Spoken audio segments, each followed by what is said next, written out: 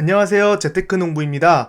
오늘은 모바일 게임 플랫폼을 제공하는 스킬즈라는 회사에 대해서 알아보겠습니다. 최근 1분기 실적 발표부터 재무, 공매도 리포트까지 모든 것을 알아보겠습니다. 바로 시작하겠습니다. 구독과 좋아요 부탁드립니다. 먼저 스킬즈가 무슨 회사인지 분석해 보겠습니다. 스킬즈는 2020년 후반기에 미국 나스닥의 스펙 합병으로 상장한 e스포츠 관련 사업을 하는 회사로 특히 모바일 게임 관련 개발자들을 위한 소프트웨어 플랫폼 기업이라고 보시면 됩니다. 기존 모바일 게임들은 개발자와 게이머들을 따로 분리되어 있는 느낌이 강한데 스킬즈는 하나로 모으기 위한 플랫폼을 개발했습니다. 이 사진을 보시면 개발자들은 더 많은 콘텐츠를 개발해서 게이머들에게 많은 참여를 유도하고 많은 참여는 많은 매출을 발생시키죠. 이런 식으로 선순환하면서 그 사이에서 스킬즈는 서비스를 제공하며 수수료를 버는 겁니다. 모바일 게임은 개발 과정이 굉장히 복잡하고 각 과정마다 필요한 도구 및 소프트웨어를 자체 개발하기에는 너무나 큰 어려움과 불편함이 존재합니다. 스킬즈에서는 이런 불편함을 해소하기 위해 플랫폼을 제공합니다. 스킬즈는 독점적이고 확장성이 뛰어난 소프트웨어 플랫폼으로 모든 사람을 위한 게임을 개발하게 합니다. 정리하자면 게임 개발자가 스킬즈의 플랫폼에 게임을 개발해서 올리면 스킬즈 유저들끼리 게임을 합니다. 특이한 점은 스킬즈 유저들끼리 대결하여 실제 돈을 가져간다는 점입니다. 도박 같기도 하지만 스킬즈 게임들을 보면 정당한 실력으로 돈을 가져가는 시스템입니다.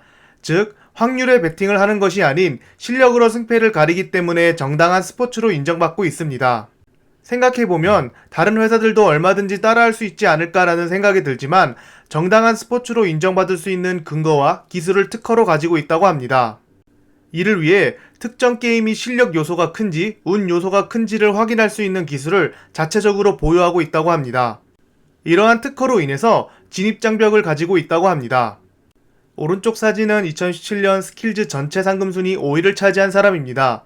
25만 달러면 약 지금 시세로 3억 가까이 되겠네요. 1위는 4억 5천만 원을 따갔다고 하고 지금은 2021년이니 상금은 더 커졌을 거라 생각합니다. 만약에 스킬즈의 게임이 운 요소가 강해서 미국 법상 도박으로 분류되면 강한 규제를 받게 됩니다. 이 때문에 실력 요소가 보다 크게 작용하는 게임을 만드는 것이 스킬즈의 비즈니스 모델에서 매우 중요한 요소가 되고 있습니다. 아쉽게도 한국에서는 실력 요소가 있다 하더라도 운 요소가 조금이라도 있으면 도박으로 분류되고 이는 불법이기 때문에 스킬즈의 게임을 즐길 수가 없습니다. 그리고 스킬즈는 미국 전체 50개 주에서 41개 주에서만 스킬즈를 허용하고 있습니다. 모든 주에서 정당한 스포츠로 인정을 안 하는 뜻합니다. 스킬즈 플랫폼의 장점은 데이터 기반 기술에 있습니다. 데이터 기반 기술로 불법 프로그램 방지, 플레이어 등급, 매칭 서비스 등을 제공하며 개발자 그리고 게임 유저들에게 훨씬 유용하고 편리한 게임 생태계를 제공합니다. 2009년에는 게임 개발자가 3만 명 뿐이었지만 2020년에는 333%가 증가했습니다. 이 자료는 2020년 모바일 어플 중 하루에 사용하는 시간을 순위로 나타낸 것입니다. 60분으로 스킬즈가 1위를 차지했습니다. 하지만 정확한 시간이 아닌 추정 수치입니다. 아래 빨간 네모를 보시면 유료 사용자가 토너먼트 1회 이용할 때 곱하기 4분을 해서 나온 수치입니다. 예를 들어 유료 사용자가 하루에 15판을 하면 하루 평균 이용 시간은 1시간이 되는 거죠. 게임 한 판당 약 4분이라는 시간을 추정한 것입니다. 스킬즈의 2020년 총 매출은 우리나라 돈으로 2,600억이며 매년 매출 성장률은 무려 92%, 그로스 마진이 95%입니다. 스킬즈의 매출 구조를 설명해 드리겠습니다. 게임 플레이어가 2명이 있으면 각각 0.6달러씩 참가비를 지불하여 총 1.2달러가 모입니다. 이 중 1.02달러가 게임 상금, 인센티브, 개발자 수당으로 빠집니다. 나머지 0.18달러가 스킬즈의 수익으로 됩니다. 0.18달러의 14.6%가 수수료로 빠져서 실제 수익은 0.17달러입니다. 0.18달러 매출에서 수수료를 제하고 0.17달러가 남으니 그로스 마진은 95%인 거죠. 0.17달러에서 영업비용은 0.12달러가 빠집니다. 여기서 신규 고객을 유치하는 데 쓰이는 마케팅 비용은 제외입니다. 다 제외하고 조정된 에비타가 0.04달러가 남는데 이건 수익의 25%가 남는다는 소리입니다. 역시 여기서도 신규 고객 마케팅 비용은 제외합니다. 보시면 참가비의 15%를 매출로 가져오는 것을 알 수 있습니다. 이 자료는 매년 스킬즈의 인기 모바일 게임과 스킬즈 플랫폼 참여도가 커진다는 자료입니다. 여기서 잘 보셔야 할 점은 아직까지 스킬즈 플랫폼의 게임이 대중적으로 인기를 끄는 블록버스터 게임이 아니라는 것입니다. 그리고 상위권에 있는 게임들의 순위가 잘 바뀌지 않는 것도 주의 깊게 봐야 합니다. 2016년 이후 간간히 새로운 게임이 들어오지만 대부분 게임은 상위권 자리를 그대로 유지하는 경향이 있습니다.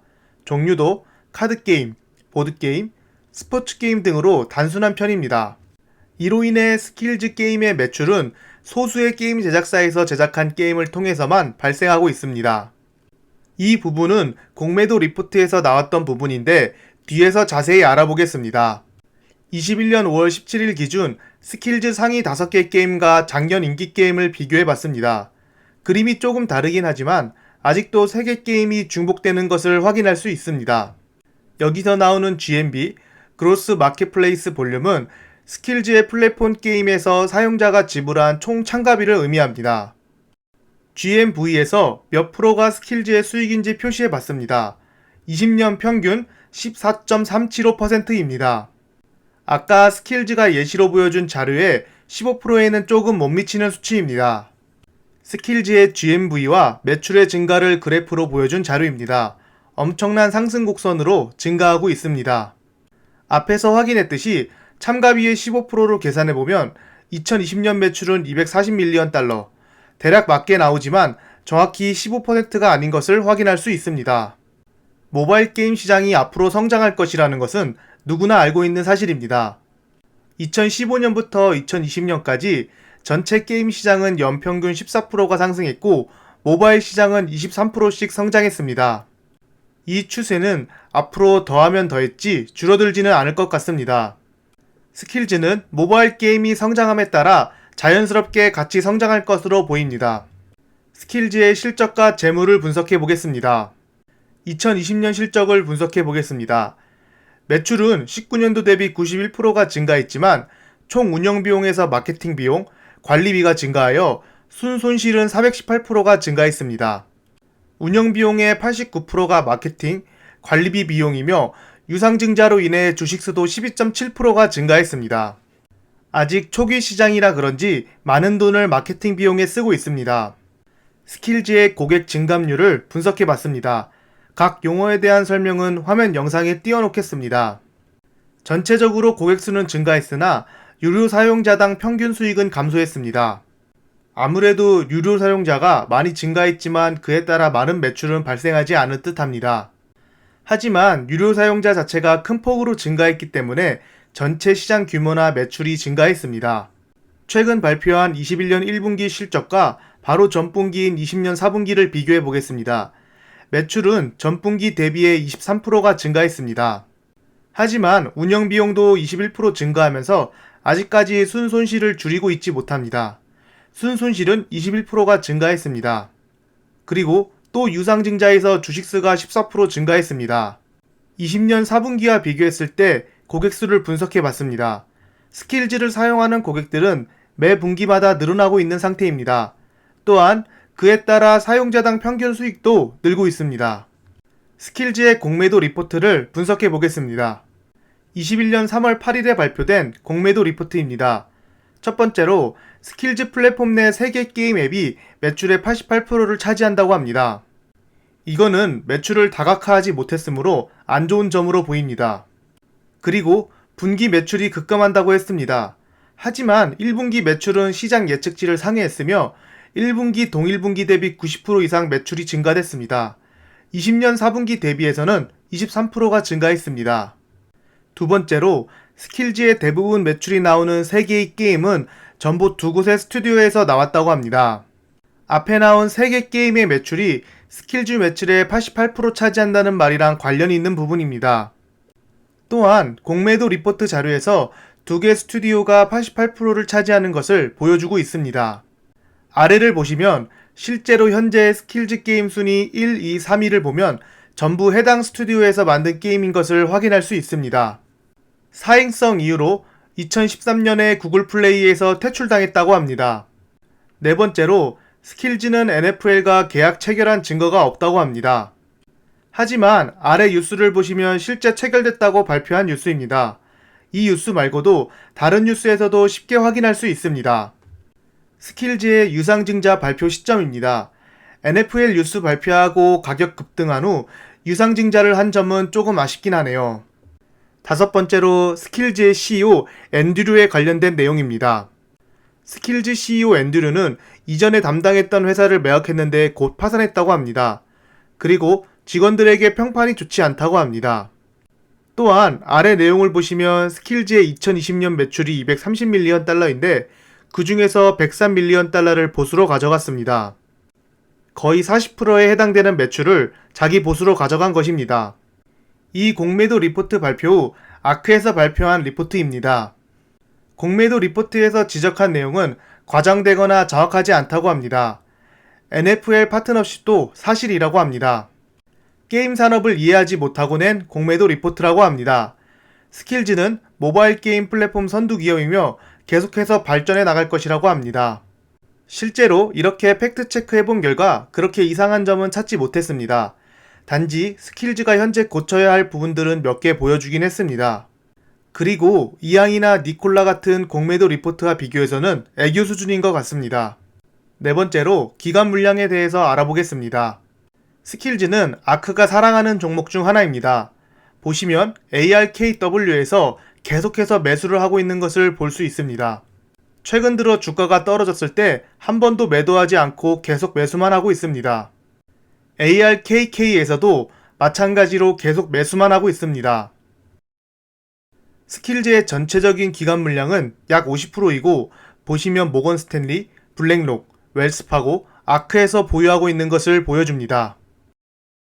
특히나 성장주에 투자하는 모건 스탠리 펀드에서 개별 주식으로는 스킬즈를 1위로 보유 중입니다. 작년 수익률을 보시면 어마어마합니다. 최종 정리를 해보겠습니다. 왼쪽 차트를 보시면 스킬즈는 최고 43불까지 올라갔고 5월 17일 현재 15불 정도를 유지하고 있습니다. 여러 애널리스트들은 평균 26불로 보고 있습니다. 오른쪽 뉴스는 미국 비즈니스 잡지로 2017년 미국에서 가장 빨리 성장하는 회사로 스킬즈를 선택했습니다. 2016년에 이 잡지에서 선택한 회사는 바로 스퀘어였습니다. 하지만 스킬즈는 아직 적자를 보고 있고 특히나 주가가 오르면 또 유상증자할 확률이 있습니다. 매출도 특정 게임과 개발사에 한정적이라는 문제도 있지만 시장이 볼 때는 스킬즈의 미래를 밝게 전망하는 것 같습니다. 만약 스킬즈에서 롤이나 배그같이 엄청난 게임을 만들게 되면 매출은 급격히 늘어날 것이라 생각합니다. 이런 성장주일수록 실적 발표를 유심히 봐야 하며 예상치를 못 맞출 경우 심한 주가 변동이 올 수가 있습니다.